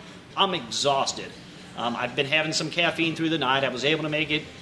Even though the sun's about to come up, I am spent. So I start walking, and I knew that was going to happen. And then I ended up walking pretty much the whole rest of the way, but I still had plenty of time. So I knew I was going to finish. I just needed to keep moving forward. And that was pretty much the goal and what I was able to get to through that last 24-ish miles. So you guys made it. That's what counts. Yeah, We did. absolutely. We did make it. And at the end, the last 7 miles, like after you get through the tunnel again, you get to know a bunch of the people that are around you, right? And for me, because I was at the tail end of this, these are all the other people. It was a lot of first-time 100-milers, just like myself, who I knew their names now, and I knew things about them, and I knew their story. And that's one of my favorite things about 100-mile races is you get to learn the stories about all these people. And I was cheering for all of them, maybe even more than I was cheering for myself. So because I had my crew with me to keep me from wandering off, I would say, turn around. Is Chelsea still back there? Like, I knew the names of these girls, and I wanted to know that you could see all of them because I knew that I was near the cutoff, and if we could see them, they were going to make it too. And when I crossed the finish line, all I wanted to do was be able to be turned around because I wasn't moving again, so that I could see all these other people that I had spent the last almost 30 hours of my life with, knowing they were going to cross it too. Like, that was so important to me. And because I was at the end, because I crossed 16 minutes before the finish line. Holy moly. So I had 16 minutes to spare. 29:44-ish? Yep. Wow. So I crossed at 29:43 and change. And so I was watching these people cross, and I was cheering each one of them because I was so excited to see that they made it. And then they started taking everything down. And I started thinking about the people who I knew who were still out there, and that was very painful. Like, I didn't expect to have that as part of, like, this experience, but it was very hard to, like, when you start realizing who those people were, it was tough. But being at the finish line with all those last people, like, I think that was the best part. That's very interesting. Andrew, what was your final time? I finished in just under 28 hours. So you figure we were at 76, mile 76 at the exact same time. I left maybe 5 minutes before her, and I finished, give or take, 2 hours before she finished. It's just an interesting thought when you kind of think about it. You're planning on sticking it together. So yeah, I mean, I was really trying to push because I did not want to fight cutoffs. I've been there before, and it sucks. It's Fighting tough. cutoffs. It is. It was a very emotional thing because every time I got close to another aid station, that's all I could think about was, what is my time? Am I hitting it at the right time? And my watch was dead. I had no idea what time of the day it was. And so every time coming in, there was so much apprehension. Am I going to make it? Are they going to pull me? I just didn't even know. But I had a crew that spent all their time doing math in their head to make sure that that happened. And if I did not have them, I wouldn't have made it. I can't do math either. I don't even make an attempt. I just keep moving, and I figure if I'm near cutoff, someone's going to tell me when I don't make it. I have a job in finance, and I can't do it. Well, I was a math major in college. I can't do it either. So Yeah, once you're awake for so many hours, that all goes out the door. that's some type of thing. So when you were all done, was there any particular body parts that were in the most pain, or was just everything in pain? So, no, I was too tired. The only thing that I could recognize when I crossed the finish line, that I was so tired I didn't want to move again. Everything was sore, but I was actually surprised at that I was sore and I was tired, but there wasn't anything that felt like it was going to fall off. That's actually good. And that's what. Because remember, at mile 80, I said, never do this again. It was the stupidest thing I've ever done in my life. But when I woke up the next morning and I was able to get up and take a shower and walk down the stairs, I was like, my training was really solid. And I was sore for a couple of days and I walked around slowly, but I really didn't have, I expected to feel injuries and I didn't. And so now I'm going to have to do another one. Were you still frozen those last 24 miles as well? Did that ever go away? Yes, I never took my gloves off. I never took my hat off. There's a really fascinating photo of me that was taken exactly 25 minutes after I finished or crossed the finish line. And I'm in the hotel room and they got me upstairs and I'm in the bed still with my hat, my gloves, my jacket, everything under a blanket, asleep. Yeah. I was just so cold and I just couldn't warm up. After a race, I will begin violent shivering quite often. I can be Yes. perfectly fine while running, and I stop, and basically every minute my body must just drop a degree, and in 10, 15 minutes I'm literally just shivering. Yeah. Even if it's not that bad out. So there's, I don't know. Now it doesn't happen while I'm running, but after I'm running, I'm just a mess. So what about when you finish? Was there any particular body parts that just, like for me, it's my feet. My feet are unbelievable amounts of pain. Or maybe my hip flexors as well. So I get these kind of particular spots. Do you have any spots, or is it kind of just everything? Or Yeah, nothing? for me it was the quads. I don't know if it was the power hiking, if it was trying to run 10-minute miles at mile 76. But at the end of the race, my quads were hurting. I just remember probably the next week, it was a real struggle. Not that I recommend anybody go running a lot of miles a week after a 100, but I did try to do a little bit of running. And I just remember that whole week my quads were on fire, and I was just trying to stretch them out because at some point during that race, I either stretched them or hurt them in some way. It was a little bit painful, but they made it through. That's what matters. So Jess, this was your first 100, right? This is my first one. You've done some 50s? 250s. And they were both Tunnel Hill? They were both Tunnel Hill. Okay, so you've done some hundreds, right, Andrew? This was my second. What was the other one? Pistol, down in Tennessee. Okay, what have you done? What 50s have you done? Have you done a number of them? I've done a fair amount. I honestly can't recall a lot. I guess one thing I'm getting at is there was actually a challenge to me in the fact the race was so flat. Yep. It was Yes. very repetitive. You didn't get a chance to stretch your calves or your quads or your knees or your glutes in a different way ever. Yeah. It was 30 hours of the exact same movement. And I think that creates its own issues. Yeah, I would agree. And Jess and I spent a lot of time. I know I spent a ton of time training on the Little Miami Bike Trail here where I live. I'm about 1.5 miles from a bike trail that mirrors the race course of Tunnel Hill pretty closely. It's about a 2% grade all the way up for about 100 miles that I could run or walk. And so Tunnel Hill is basically a 2, I think maybe 3% grade at most. The only difference is it's crushed limestone in Tunnel Hill.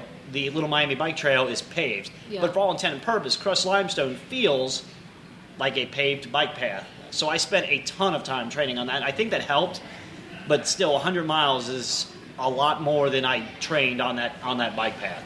Yeah, I agree. That was smart for you to do that. I should have done more just road running, just regular running on flats. Yep. Yes. I think it would have paid off. Camille Herron, what did you think when she went flying by? Holy cow. I think we all saw her probably 3 times. So the first time we saw her, we thought she was running the 50 Yeah. because she was crushing it. We're like, Yeah. wow, she's looking really good for the 50. And then when we realized she was running the 100, we're like, Well, what? when I saw her, she Oh my was in goodness. second. I just got past. So I'd only done 26 miles basically, and I got past that a little bit, and she came running by. Yep. Just about ready to complete 50 because she's basically going double my speed, and Everyone's she speed. was in second place. There was only one guy ahead of her. Yeah. I mean, she was in second place had she been running the 50 mile, Right. and yet she's going to go yet another 50. And her hair looked good the whole time. The whole didn't time. Oh, I did. But didn't she appear to be sprinting a 5K? It was, Yeah.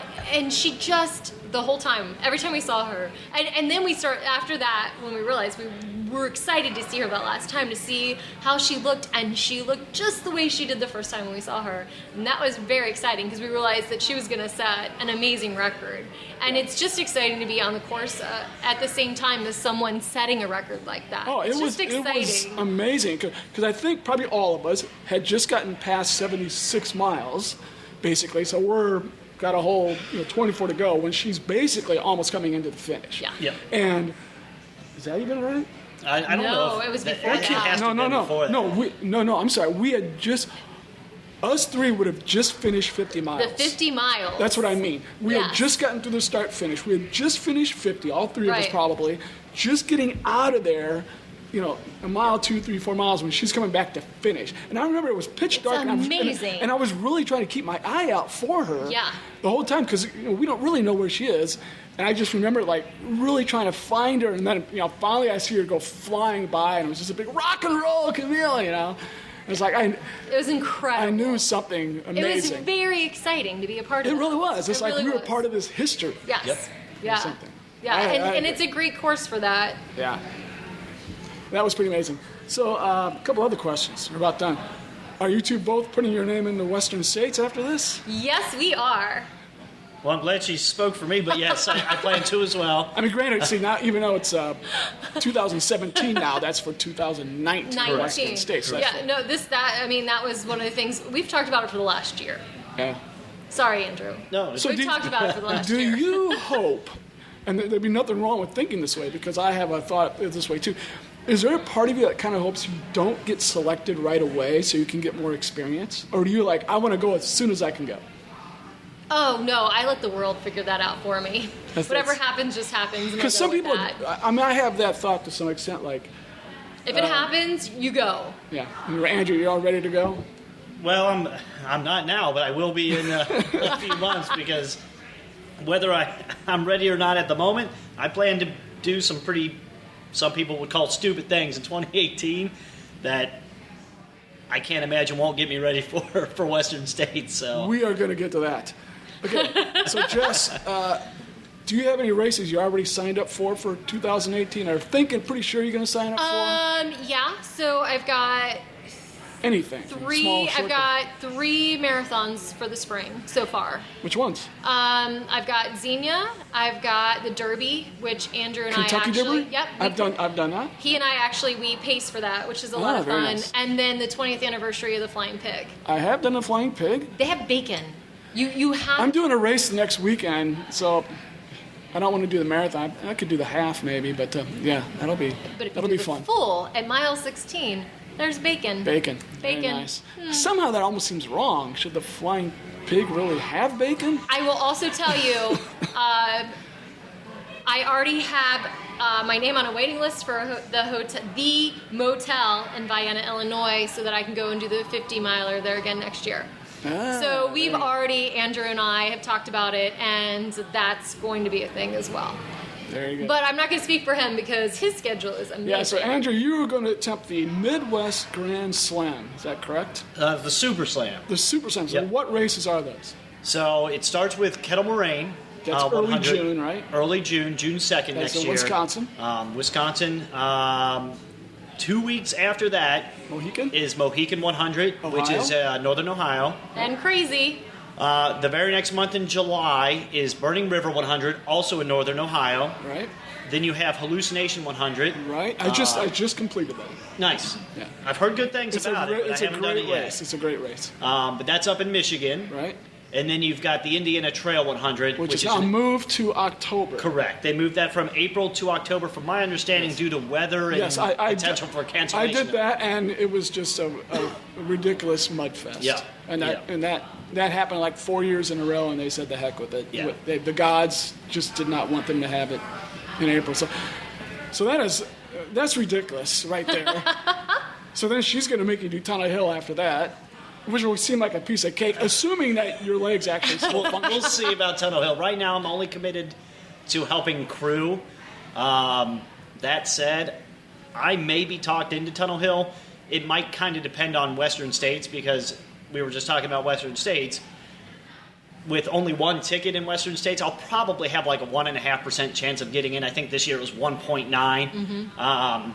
So if I want to go ahead and try to get into Western States, I'm probably going to have to run a race next year to get in Tunnel Hill is pretty much the first opportunity you have to get into Western States. So I might go back, do the 100, try to get another ticket into Western States for 20. I guess it would be 2020 at that point. And then if everything goes right, I'll get another ticket. If it doesn't, I still have an entire year to get my get my ticket, not a golden ticket. Sorry, I'm thinking of something else. Yeah. Get my regular ticket Dream on, buddy. into Western States. I'm not that fast, unfortunately. But yeah, I would like to do Western States. So if I can get a ticket early, that would be great. Then I can kind of, choose what I want to do in 2019. Right. If I don't, then I at least know I have to complete 100 that has a Western States qualifier on it. It's too bad you don't get a ticket, per race. I wish. You get like 5 of them. I wish, yeah. And unfortunately, summer. that slam, they all count for the 2019 race, so I already have my 2019 ticket. I can't get any more at this Completely point. wasting your time. Well, I have other goals too, so it'll help me with those. Just kidding. All right, I think that's about it. Do you guys have any favorite races that you think people should do? Jess, you have any races at all? Marathons? Well, okay, so Ultras. I'm a Cincinnati girl, so I love the Flying Pig. The Flying Pig is fantastic. 20th anniversary is coming up this year, and I love it. And I can't stress enough that there's actually bacon on the course at mile 16. There is a church group that fries up 150 pounds of bacon and hands it out to the runners. That's a lot of Flying Pigs. It really is. And that, here's the thing. It's like brunch and running all put together in one. And people should know it is a very difficult marathon elevation-wise. Very hilly. Yes. It's And it's my training roads. Like, this is where I train. So I love this race. I love this marathon, and I do it every year.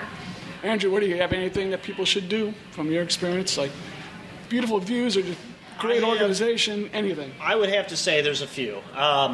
So the race director for Tunnel Hill, Steve Durbin, puts on some phenomenal races. There's Tunnel Hill, so if you're looking to do like a 50 or 100 miler, fantastic place to do your first or try to get a record.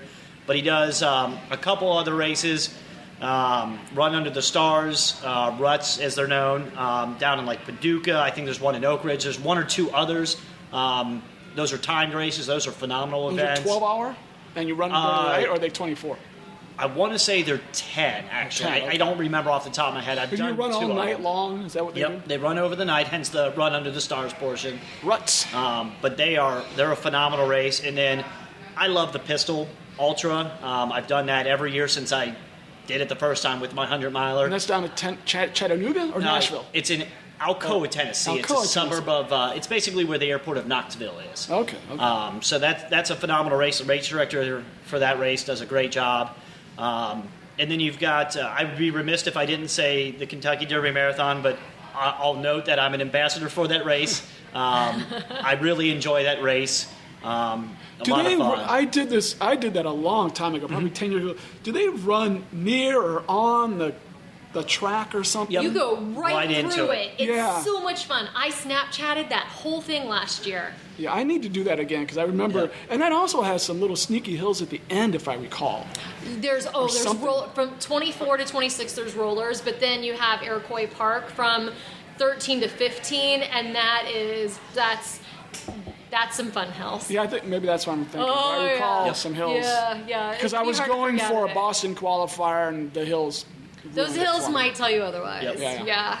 But yeah, then you've got your hometown race, the Flying Pig as well, which this year is the week after the Kentucky Derby. So I'll be there as well. I'll be doing both. I'm doing both, and I'm doing Strolling Jim the day before the Pig this year too to train for the Super Slam. We'll hope that goes well.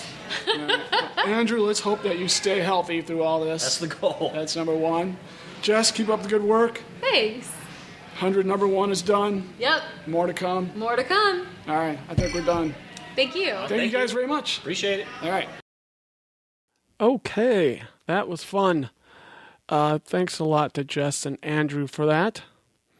Very interesting interview. And I think kind of fun to hear their point of view and their challenges going through the race. A few notes on that.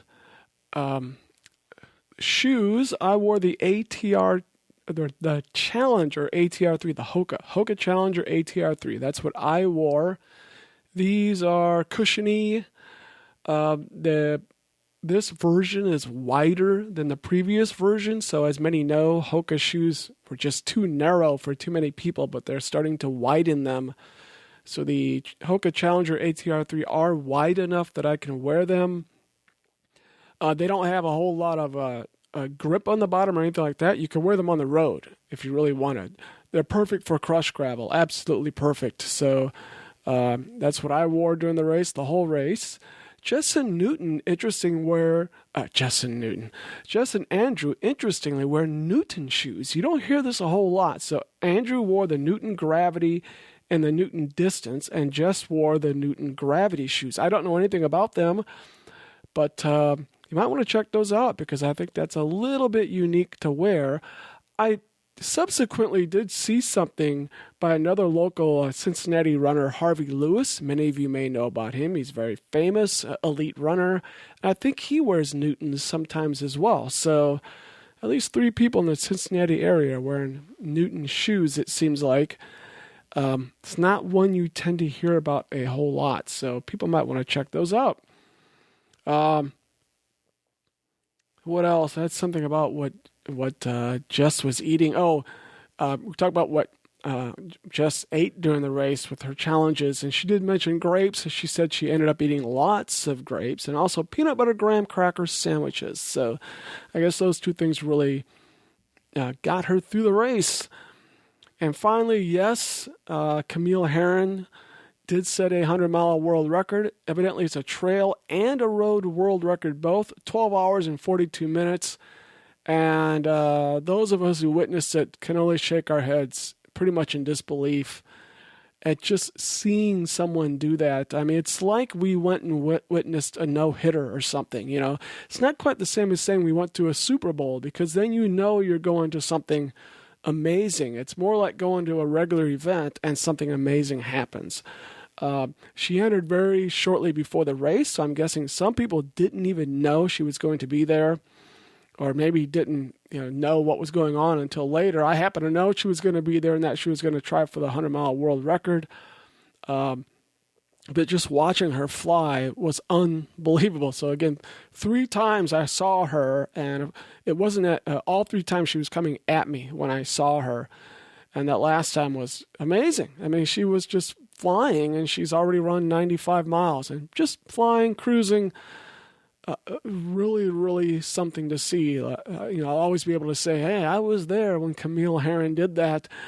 It feels like that, it's like we witnessed this historical event, really quite something. And she's been on about 1 million podcasts. So I'm sure if you just, type in podcast Camille Herron, she's been interviewed about 20 times already. Because since then, she went ahead and did a American record track on the track, I think like 12-hour. Then she went and won Bandera 100K, which means she's in Western States. She got a golden ticket. That was just like a weekend ago. So she's on quite a roll for sure. Also, I discovered one last thing. I discovered the little cheat sheet that I carried with me during the race. I'm holding it up to the camera, and I'll try to post a picture. It's not that interesting in a way, but it lists all the aid stations and what mileage they're at, and little notes to myself. It's amazing how little I really put down. I've got notes about, for instance, at the third aid station, glasses. In other words, pick up my sunglasses. At that same aid station, it says drop hat, drop jacket, drop gloves. So get rid of those things. It says that, I guess where I'm going to be at what time. So it says that I should be back to the start finish at 1:30 in the afternoon was my guess. And it says Petzl, to pick up my Petzl headlamp. I have 2 headlamps, a Petzl and a Black Diamond. I also have these knuckle lights. You wear them on your hands. But little notes like that. I see at 8, it says 8 p.m. I should be back at the start finish at done with 50 miles was my guess. I was actually probably there about 7. And it says brush, as in brush my teeth. So I always have those little disposable toothbrushes. They're about 2 inches long. They're preloaded with toothpaste. I think they're called Wisp. I put a couple of those in my drop bags, and then I like to brush my teeth. Otherwise, they get all gross. So I usually brush my teeth sometime in the evening and then again in the morning. So it's interesting because it says at mile 85, I wrote at the Tunnel Hill aid station, the last time I see that, it says rain gear. I guess somehow I knew it was going to rain toward the end of the race, and I was actually right. It did rain just a tiny, tiny bit. I'm not sure how I knew that, but I guess I did. So those are my little notes to myself. And you notice there's nothing about food because usually I just put everything on my drop bags. All my drop bags kind of have everything, and I just grab what I need. In fact, regarding the aid stations, again, I don't recall a whole lot. Oh, I do know that they carry SWORD, SWORD, SWORD hydration drink. A SWORD is popular in Kentucky, Illinois. The people who made it, I think, came out of Kentucky, and Durban race management races will have it, and some other races in the area will carry SWORD, and it's fine. It works fine for me. I'm really easy. I don't really care what they have. I think they might have like a ginger ale that I tend to like.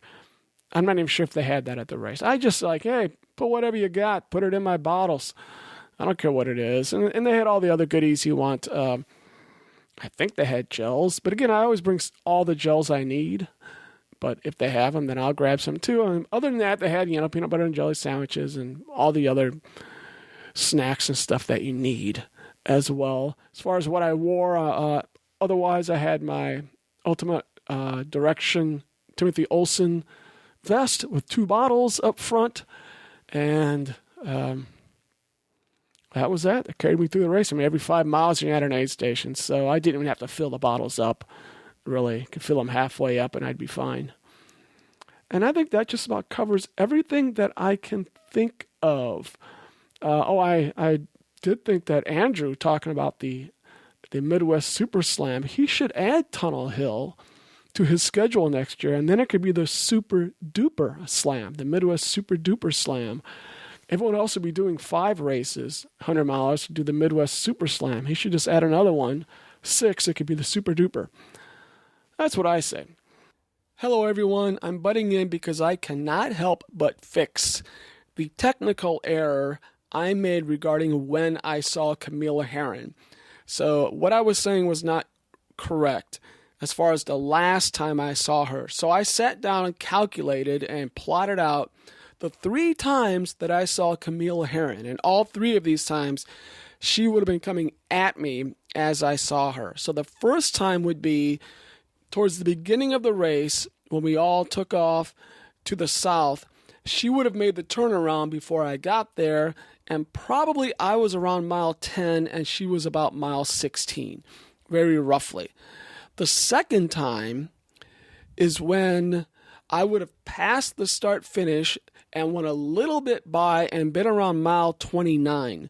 By then, she had run the full length of the whole course and did the north turnaround and was coming back to finish 50 miles and was probably about mile 47. So I'm at 29, just having went by the start finish. She's at 47, only 3 miles from finishing 50 miles. And as you can see at this point, she's about double me, because as the pace goes on, as the day goes on, her pace relative to mine is getting faster and faster because she's holding her pace and I'm getting slower and slower. The third time, I would have still been short of 50 miles. I ran about here's the amazing thing. From the second time I saw her to the third time I saw her, I ran 15 miles, I'm guessing, from about mile 29 to 44. So I made the turn on the north turnaround, and I was coming back. I was 6 miles maybe shy of 50 miles. During that time, she ran 35 miles, I'm guessing. All the way to the south, did that turnaround, went all the way back to the start-finish, about mile 76 for her, and would have been at about mile 82. So I was at 44, and she was probably at 82. Again, from the second to third time I saw her, I ran only about 15 miles. She ran about 35, over double my pace, because again, I'm going slower and slower and slower. So when I saw her the last time, she had about 18 miles to go because she still had to get to the north turnaround and come back. I had about 6 miles to go to finish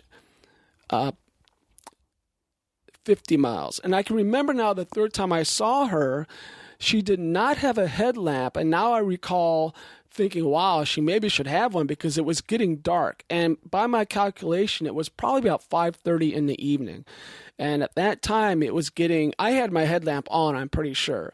And I remember her running by with no headlamp. And I'm thinking, whoa, it was right on that edge where without a headlamp, you're struggling to see.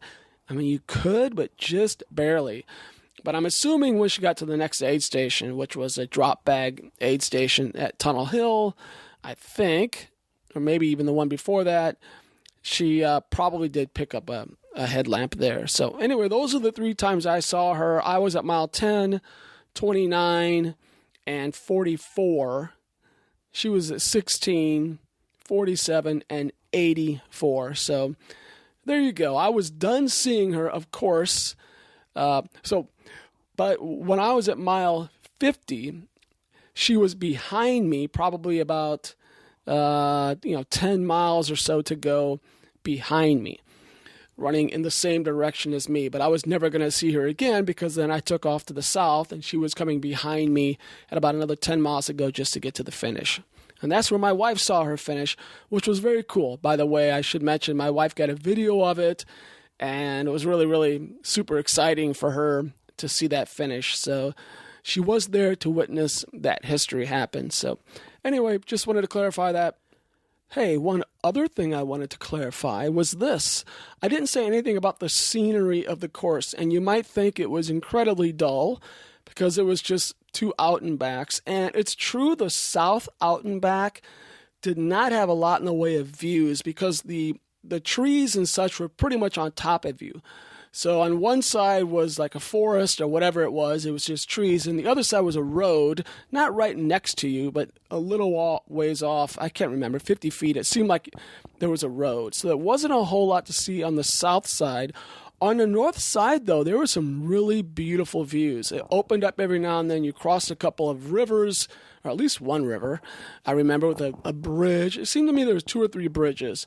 Nice rivers, nice rock formations, and some really nice views. And I do have some pictures, I believe, so I'll put those up on the website. But I'm one that can really run in anything. I don't have to have beautiful views. I love them. And when I see them, I stop and take way too many pictures. But I can run without having to, I don't have to have that. But they were there. On the north side were some really lovely views. And of course, again, you go through the tunnel, which itself is really neat. When you come out of it, on one side, there's these big just rocks on both sides, cliffs, kind of rock cliffs on both sides. Really cool to look at. So there was some eye candy, especially on the north side, to look at. And, even on the south side, it's not like it was ugly. You weren't looking at old dilapidated factories or something. It was just, you're running in the woods. They're still very, very peaceful, very nice. So, yes, there was some good scenery. You're not in the mountains or anything like that, but there were some nice things for you to look at. Anyway, I remember again, this show will be on YouTube eventually, so tell others if they want to watch it on there, they can. Otherwise, that is all for today. You can find out more about me at runsmith.net, email, Facebook, Instagram, Twitter. My email is chemsmith1@gmail.com. Like the beginning of the word chemistry, CHEM, Smith1, the number 1, chemsmith1@gmail.com. Please go ahead and send me an email with any feedback or to introduce yourself, anything you like. What's on your racing schedule? What do you have coming up? You can even send in an MP3 file of 5 minutes or less, and I'll play it right on the show. Might be kind of fun. So, by the way, racing schedule, I think I am doing the Buzzard Day 50K in Ohio in March, the Hawkeye 50K in Iowa in April, and the UROC 100K in May in Virginia. I think it's in Virginia. Assuming I can get my training going to get to UROC. We'll see how that goes. But if you're doing any of those races and somehow you can see who I am, please come up and say hi. Maybe I'll interview you. You never know if it's at the end of the race or something. But anyway, come up and say hi. But do feel free to send me an email. Also, check out my coaching services. Remember, I have a special going on in January. Check that out on the website. And if you go to iTunes, please go to iTunes and leave a rating or a review, I would really appreciate that. And thanks one more time to Health IQ for their sponsorship. Please visit them at healthiq.com/endurance for savings on life insurance. Don't forget that. And that's it. This is Ron Smith Enterprises presents Topics in Endurance Sports. Signing out. Have a fun workout.